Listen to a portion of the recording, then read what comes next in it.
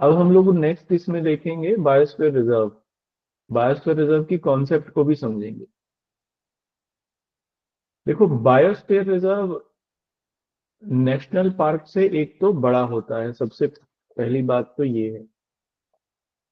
दूसरा, biosphere reserve की जो कॉन्सेप्ट है ये इंटरनेशनली रिकॉग्नाइज कॉन्सेप्ट है वाइल्ड लाइफ प्रोटेक्शन को लेकर।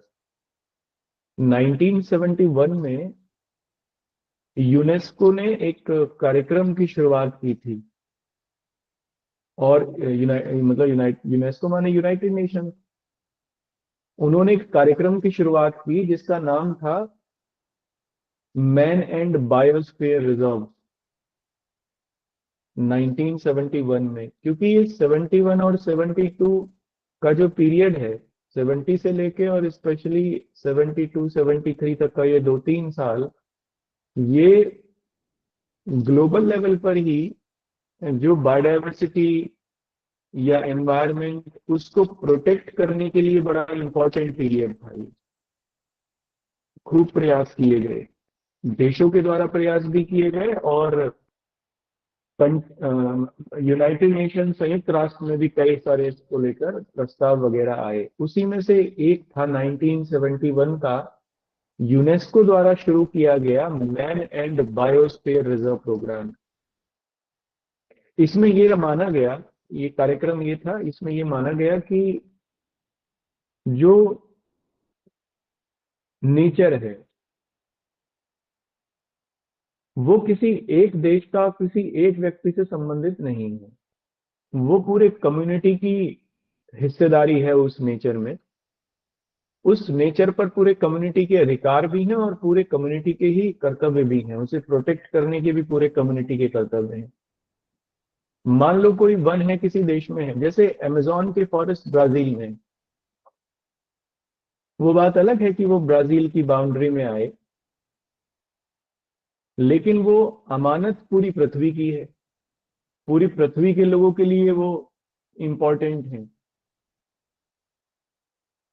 उनके एग्जिस्टेंस के लिए इंपॉर्टेंट है। तो ये सबकी जिम्मेदारी है कि उनको मिलकर प्रोटेक्ट किया जाए। इसी तरीके से जो बायोस्फीयर रिजर्व प्रोग्राम था, man and biosphere reserve programme, उसमें भी यही बात रखी गई कि जो नेचुरल साइट्स हैं वो सारे विश्व की अमानत होती हैं। तो संपूर्ण विश्व और उसकी प्रतिनिधि संस्था यूनाइटेड नेशंस, तो यूनाइटेड नेशन क्या करे, ऐसी साइट्स को प्रोटेक्ट करने का काम करे। उन्हें यूनेस्को में एक हेरिटेज साइट डिक्लेयर कर दे यूनेस्को की तरफ से, और फाइनली उनको प्रोटेक्ट करे। यही कार्यक्रम था man and biosphere reserve programme.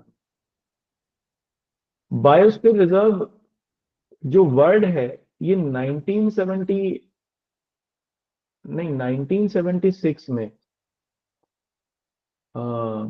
1976 में या शायद उससे भी पहले, मुझे ध्यान नहीं आ रहा। एक साइंटिस्ट थे, एडवर्ड सुवेस उनका नाम था, जहां तक मुझे याद आ रहा है ये स्वीडन के एक साइंटिस्ट थे। उन्होंने बायोस्फीयर रिजर्व की कॉन्सेप्ट को सबसे पहले लोगों के सामने रखा, या बायोस्फीयर वर्ड को सबसे पहले लोगों के सामने रखा। एडवर्ड सुवेस उनका नाम था। और बाद में उन्हीं के रिकमेंडेशन के आधार पर इसका नाम भी man and biosphere reserve programme रखा गया। तो एक बात तो ये है कि man and biosphere reserve programme के अंतर्गत सभी देशों में बायोस्फीयर वर्ल्ड हेरिटेज के रूप में घोषित किए जाते हैं, जिनको प्रोटेक्ट करने की जिम्मेदारी यूनेस्को की होती है। एक बात। दूसरी चीज ये है कि फिर 1972 के में जब स्टॉकहोम में वो सबमिट हो गई और भारत में वाइल्ड लाइफ प्रोटेक्शन एक्ट बन गया 1972 में ही, तभी बनाया हम लोगों ने। हाँ, इंदिरा गांधी ने रिप्रेजेंटेशन किया था अ, उस समिट में। तो उसके बाद आके उन्होंने ये भारत में ये कानून बनाया। इसके अंतर्गत भारत में बायोस्फीयर रिजर्व घोषित किए जाते हैं और उनको प्रोटेक्ट किया जाता है। अब बायोस्फीयर रिजर्व के लेवल पर दो तरीके के बायोस्फीयर रिजर्व हैं इंडिया में, हैं तो ये भारत के ही सारे, कुल मिला के इस समय जैसे 18 हैं। और इन 18 में से 12 ऐसे भी हैं, इन 18 में ही शामिल हैं जो कि इंटरनेशनली रिकॉग्नाइज हैं और यूनेस्को ने उन्हें वर्ल्ड हेरिटेज साइट के रूप में घोषित किया हुआ है। तो बायोस्फीयर रिजर्व प्रोग्राम, इसमें से कुछ इंपॉर्टेंट पॉइंट को फिर समझिए। बायोस्फीयर रिजर्व प्रोग्राम एक यूनाइटेड नेशंस का, यूनेस्को का कार्यक्रम था। 1971 में शुरू किया गया। इस कार्यक्रम का नाम था man and biosphere reserve. Bharat में बायोस्फीयर रिजर्व इसी संकल्पना के आधार पर वाइल्ड लाइफ प्रोटेक्शन एक्ट के अंतर्गत घोषित किए जाते हैं। बायोस्फीयर रिजर्व एक बड़ी बड़ी ज्योग्राफिकल एरिया होता है जिसमें बहुत सारी स्पेशीज को एक साथ प्रोटेक्ट करते हैं। बायोस्फीयर रिजर्व में 3 एरिया होते हैं। किसी भी बायोस्फीयर रिजर्व के 3 एरिया होते हैं। आप ऐसा मानो कि किसी जंगल को किसी 3 क्षेत्रों में बांट दिया, किसी बड़े जंगल को। एक उसका कोर एरिया, यानी जहां जंगल बहुत घना है और बिल्कुल बीच में। कोर एरिया में किसी भी तरीके की गतिविधि बैन होती है। जैसे नेशनल पार्क में every human activity would be ban, इसी तरीके से बायोस्फीयर रिजर्व के कोर एरिया में every activity would be ban. फिर एक उसका सबसे बाहर का एरिया होता है, सबसे आउटर एरिया। इस आउटर एरिया में जो जंगल में रहने वाली जनजातियां हैं, ट्राइब्स वगैरह, वो रह सकती हैं, खेती भी कर सकती हैं, एग्रीकल्चर प्रोड्यूस को वो लोग यूज कर सकते हैं। और अगर यहाँ पर कोई वनीय उत्पाद है, फॉरेस्ट प्रोड्यूस है, जैसे फल, कुछ फूल, जड़ी बूटियां या कुछ और चीज, गोंद वगैरह यूज करते हैं, उन सब का इस्तेमाल वो लोग कर सकते हैं। फिर एक है इन दोनों एरिया के बीच का क्षेत्र, यानी जहां कोर एरिया जहां से शुरू होता है और जहां आउटर एरिया बायोस्फीयर रिजर्व का खत्म हो जाता है, दोनों के बीच का क्षेत्र, इसे ट्रांजिशन जोन कहते हैं। इस ट्रांजिशन जोन में खेती नहीं की जा सकती। केवल कुछ समय टूरिज्म वगैरह के लिए लोग जा सकते हैं, या फिर जो जंगल के अधिकारी हैं वो लोग कुछ समय के लिए इसमें जा सकते हैं। ट्रांजिशन एरिया में लिमिटेड इंटरवेंशन हो सकता है। तो फिर समझो, सबसे बाहर वाले एरिया में खेती की जा सकती है, लोग रह भी सकते हैं, किसी बायोस्फीयर रिजर्व। कोर एरिया में एवरीथिंग बैंड। ये आया है एग्जाम में, इसलिए लिखवा रहा हूं मैं, एजर्शन रीजन में पॉइंट्स देके पूछा था उन्होंने। और तीसरा, ट्रांजिशन एरिया में केवल लिमिटेड एक्टिविटीज संपन्न की जा सकती हैं, जैसे कि इको टूरिज्म, केवल इतना, या फिर जनगणना के लिए कुछ लोग जा सकते हैं, सरकारी अधिकारी वगैरह। ठीक है। देखो, 2000, जहां तक मुझे याद आ रहा है, 21 तक पूरे वर्ल्ड में 686 बायोस्फीयर रिजर्व थे, पूरे वर्ल्ड में, जिसमें से 18 जो थे वो भारत में। और इनमें से जो 12 हैं, इन 18 में से भी जो 12 हैं, वो यूनेस्को की वर्ल्ड हेरिटेज साइट भी है। तो आप कंटिन्यू देखो। भारत सरकार ने 1986 में नेशनल बायोस्फीयर रिजर्व प्रोग्राम चलाया था, 1986 में। और इसीलिए 1986 में सबसे पहले नीलगिरी को पहला बायोस्फीयर रिजर्व के रूप में डिक्लेरेशन भी मिली, वो चिन्हित किया गया। 1986 से अभी ये 2021 तक, या 21-22 जो भी है, तब तक ये 18 घोषित हो चुके हैं। अब तक मतलब अब तक ही हो गए, 25 तक ही हो गए। इस नेशनल बायोस्फीयर रिजर्व प्रोग्राम के अंतर्गत ही भारत में ये बायोस्फीयर रिजर्व घोषित किए गए हैं। ठीक है, एक चीज। दूसरी चीज ये है कि अलग अलग जीवों को संरक्षित करने के लिए भी सरकार ने अलग अलग कार्यक्रम चलाए।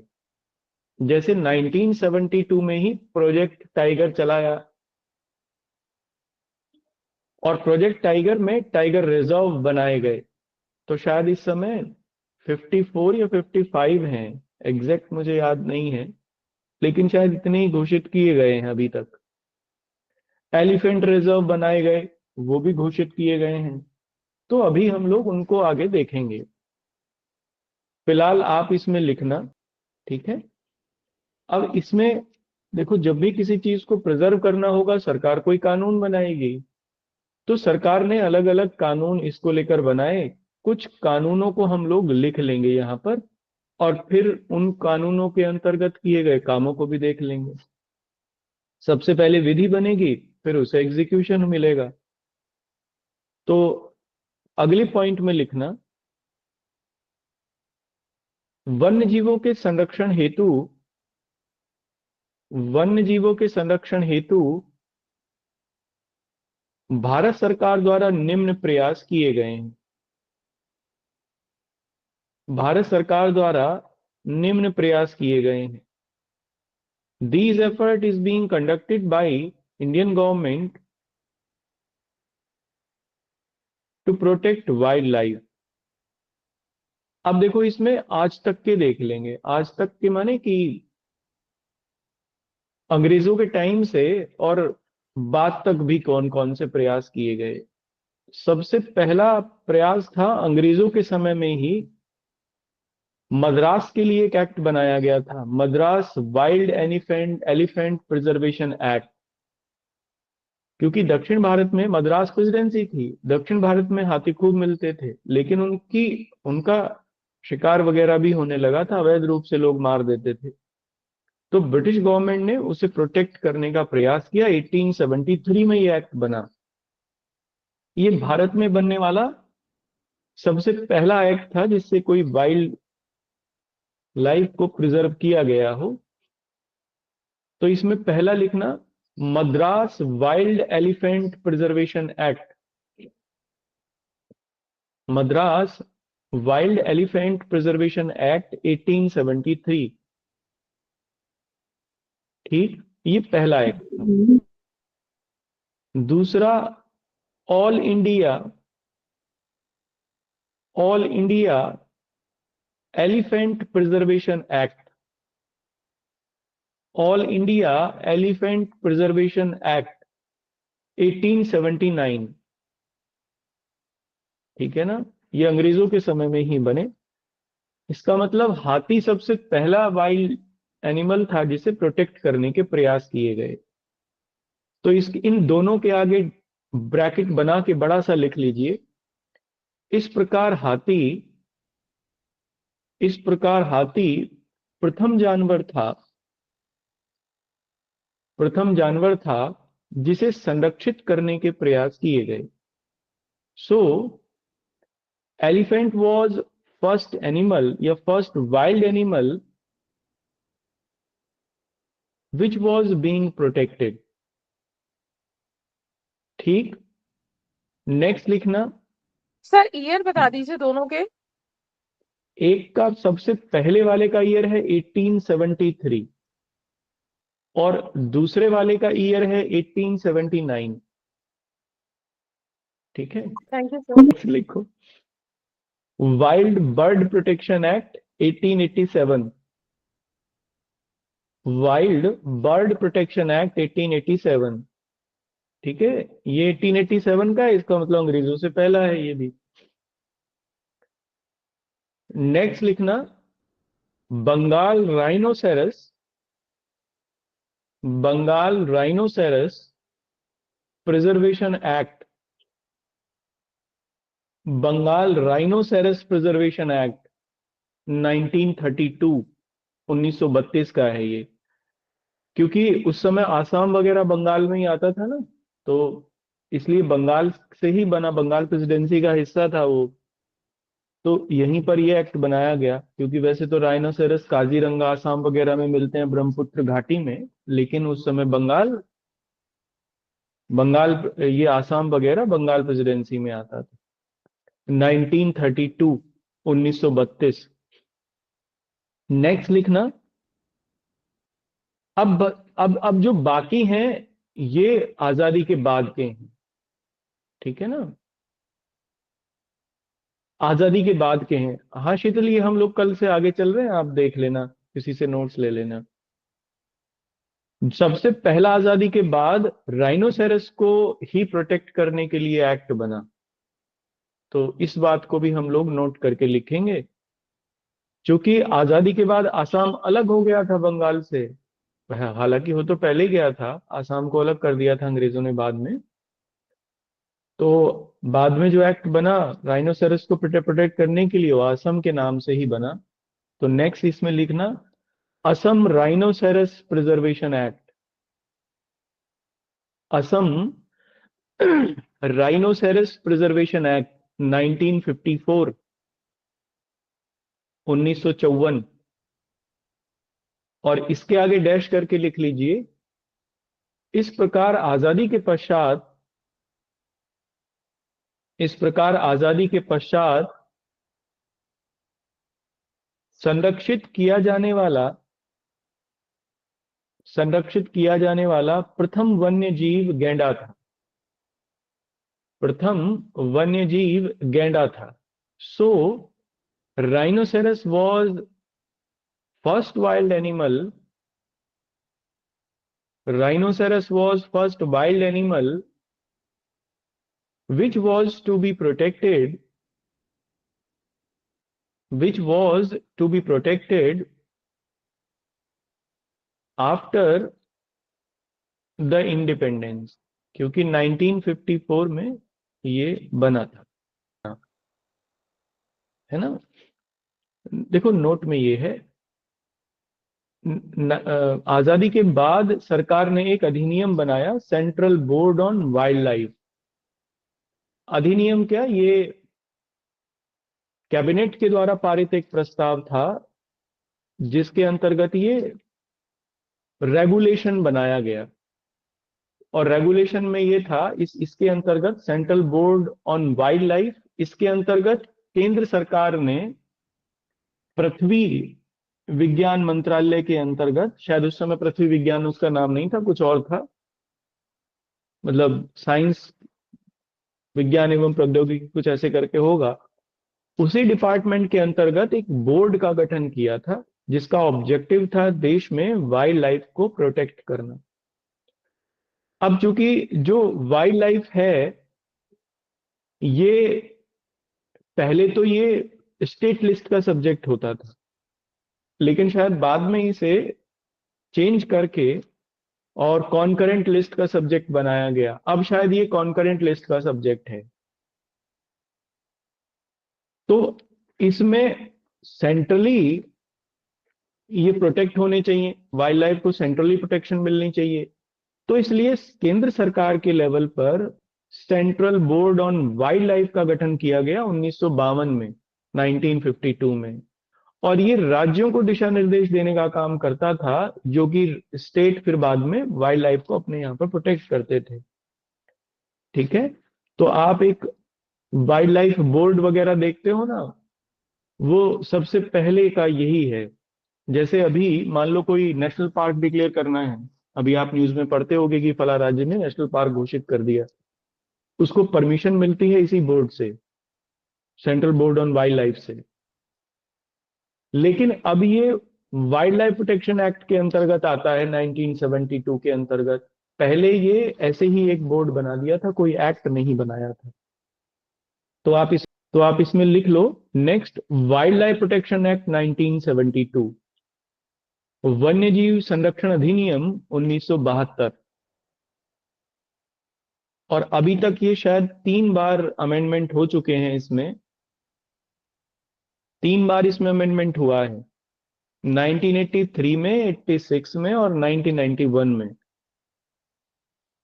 ठीक है, तो आप लिख लीजिए, संशोधन, संशोधन या अमेंडमेंट 1983, 86 और 1991।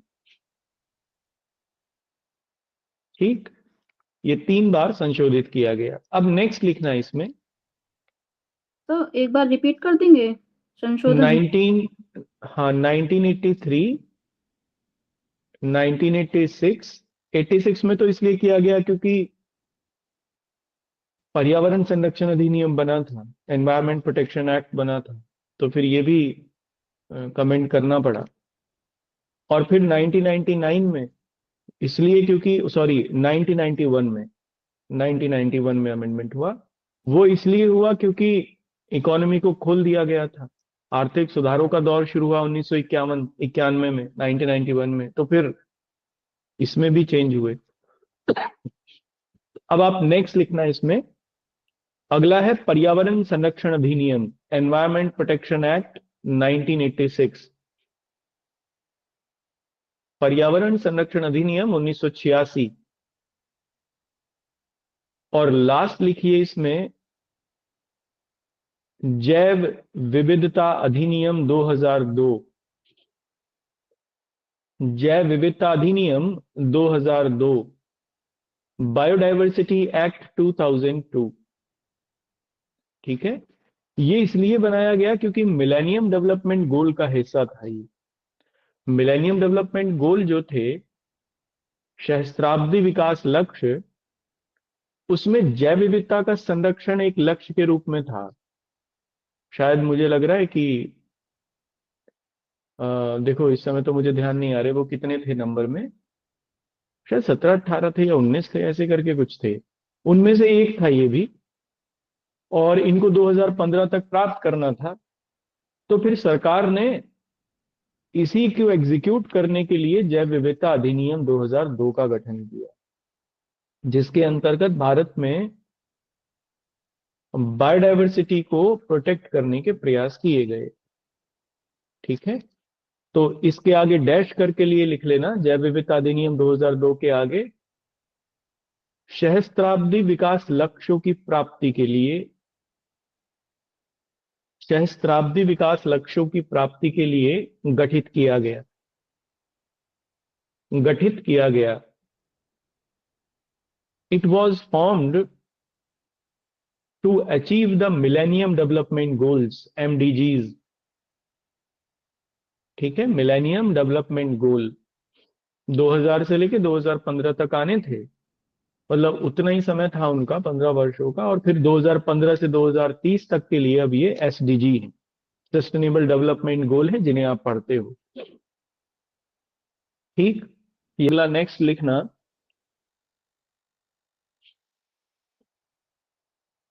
नेक्स्ट लिखना आप इसमें। एक एक काम करिए, ये तो मैंने आपको एक्ट लिखवा दिए, अब भारत के प्रमुख वन्यजीव संस्थान और लिख